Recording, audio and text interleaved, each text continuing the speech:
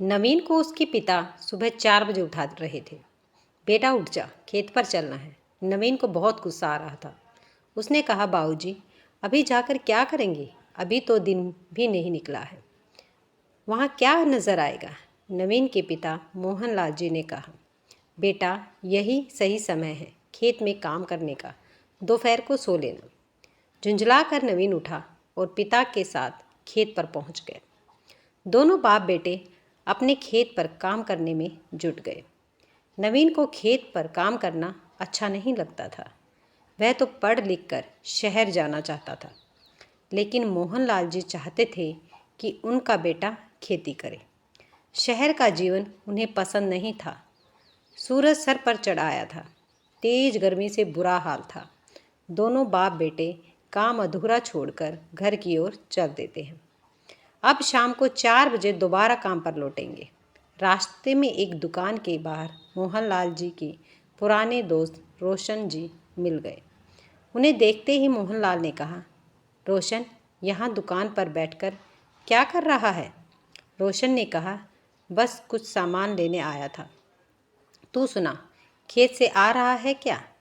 नवीन ने रोशन जी के पैर छुए तो वो बोले, लगता है बेटे को खेती सिखा रहा है।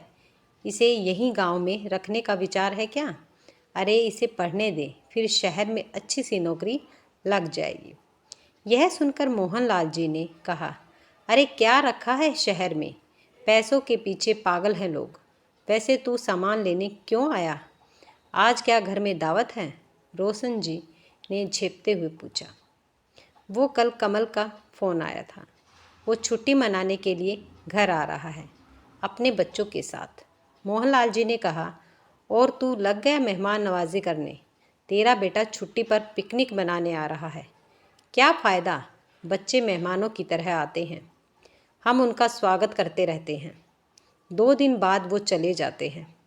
कभी तू भी गया है शहर, उनके घर? रोशन ने शर्मिंदा होते हुए कहा, हाँ भाई, कह तो तू ठीक ही रहा है। जब से शहर गया है बस साल में 1-2 बार अपनी गाड़ी लेकर पिकनिक मनाने आ जाते हैं। 10 दिन पहले फ़ोन कर देते हैं। हम पूरा घर सजाने में लग जाते हैं और 2 दिन बाद मेहमान की तरह चले जाते हैं। रही बात मेरे जाने की, तो उनके फ्लैट में हमारे लिए जगह ही नहीं है। नवीन को इन बातों से चिढ़ हो रही थी। वह बोला, क्या चाचा आप भी कमल भैया को बुरा बोल रहे हो? जानते हो वो कितनी बड़ी कंपनी में मैनेजर है। मैनेजर? अरे जो अपना घर मैनेज नहीं कर पाया, अपने माता पिता को बेसहारा छोड़ गया, वो कंपनी क्या मैनेज करेगा? पढ़ लिख कर पैसों के पीछे अपने परिवार को छोड़ देना कहाँ की समझदारी है? मोहनलाल जी ने अपनी बात काटते हुए कहा। नवीन को उनकी बात बुरी लग रही थी। इधर रोशन जी शर्म से पानी पानी हो रहे थे। वो बोले, अब जैसा भी है ठीक है। अच्छा मैं चलता हूँ। उनके जाने के बाद दोनों बाप बेटे घर आ जाते हैं। नवीन और उनके पिता के विचारों में कोई मेल नहीं रह गया था। माँ बिमला जी ने नाश्ता बनाया। दोनों नहा धोकर नाश्ता करने बैठे ही थे, तभी बाहर गाड़ी की आवाज़ सुनकर दोनों बाहर निकल आए। नई चमचमाती गाड़ी में कमल अपनी पत्नी और बच्चों के साथ रोशन जी के घर की ओर जा रहा था। नवीन बोला, देखा, इसे कहते हैं तरक्की। कितनी बड़ी गाड़ी है। मैं अपनी कमल भैया से मिलकर आता हूँ। मोहनलाल जी ने कहा, अरे नाश्ता तो करता जा। लेकिन नवीन उनकी बात सुने बगैर रोशन जी के घर की ओर चल दिया। मोहनलाल जी ने कहा, बिमला सुन, तेरे बेटे पर शहर का रंग चढ़ रहा है। यह भी एक दिन हमें छोड़कर भाग जाएगा। बिमला जी ने कहा, कहाँ जरा से बच्चे के पीछे पड़ गए। अभी तो वो 8वीं में पढ़ रहा है। मोहनलाल जी बाहर पेड़ के नीचे खाट बिछाकर आराम करने लगे। बिमला जी अपने काम में लग गई। इधर नवीन कमल भैया से मिलकर आया। वह बहुत खुश था। कमल भैया ने उससे कहा, नवीन तू पढ़ लिख कर शहर आ जा, मैं तुझे कहीं ना कहीं फिट कर दूंगा। यहाँ गांव में क्या रखा है? नवीन भी बड़ी गाड़ी और शहर में अच्छी सी नौकरी के सपने देखने लगा था। 2 दिन बाद कमल तो वापस चला गया, लेकिन नवीन के मन के तार झंझोर गया। वह अब खेत पर नहीं जाता था, बस पढ़ाई करने में लग रहा था। उसे जल्द से जल्द शहर जो जाना था। इधर उसके पिता मोहन लाल जी नवीन को लेकर चिंता में रहने लगे थे। इसी तरह समय बीत रहा था। कुछ सालों बाद नवीन की ग्रेजुएशन पूरी हो गई। अब वह बस शहर जाना चाहता था। वह रोशन जी के घर गया और बोला, चाचा जी, मुझे नवीन भैया का नंबर दे दो, उनसे बात करनी है। वो मेरी नौकरी लगवाने की बात कर रहे थे। रोशन जी बहुत बीमार थे। उन्होंने कहा, बेटा, जानता है तेरे पिता ठीक कह रहे थे। मैं पिछले 1 साल से बीमार हूँ। कई बार बेटे को फ़ोन कर चुका हूँ, लेकिन एक बार भी मुझसे मिलने नहीं आया। उसके पास मेरे लिए टाइम ही नहीं है। लेकिन नवीन को कुछ समझ नहीं आ रहा था। वह बोला, कोई बात नहीं चाचा जी, मैं कमल भैया से बात करता हूँ। वो ज़रूर आएंगे और फिर मैं भी उनके साथ चला जाऊँगा। नवीन ने नंबर लेकर फ़ोन किया।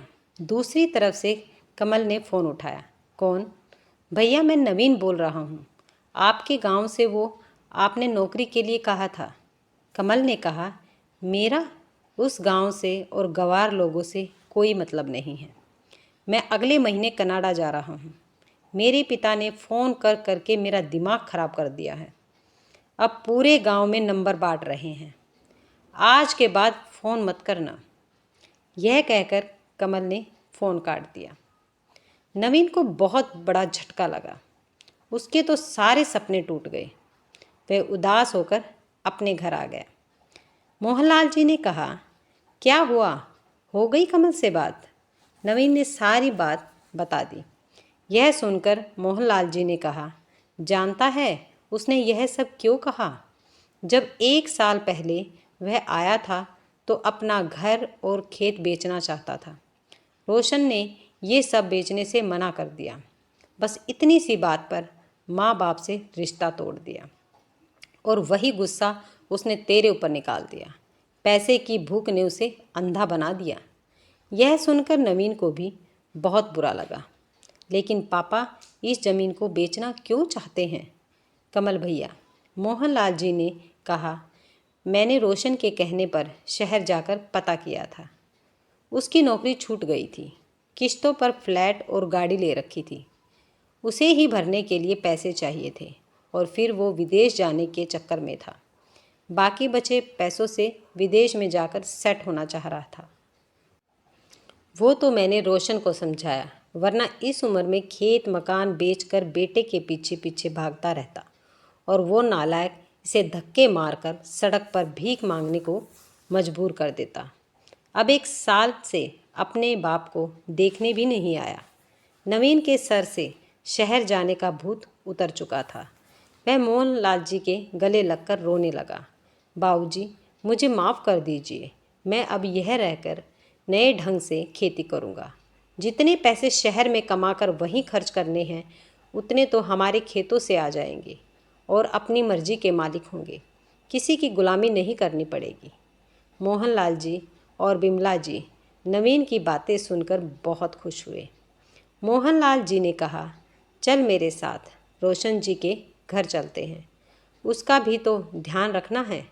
उससे कहता हूँ कि मेरा बेटा अब शहर नहीं जा रहा है और तेरा भी ध्यान रखेगा। नवीन रोशन जी के घर गया। फिर कुछ दिन बाद उन्हें लेकर शहर पहुँच गया। वहाँ उनका अच्छे से इलाज करवाया। कुछ दिन में रोशन जी बिल्कुल ठीक हो गए। नवीन ने अपने दोस्तों को भी शहर जाने से रोका। सब ने मिलकर नए तरीके से खेती शुरू की। कुछ ही सालों की मेहनत से नवीन ने गांव में नया घर बना लिया, बड़ी सी गाड़ी ले ली। अब वो अपने परिवार के साथ रोशन जी के परिवार का भी ध्यान रखता है।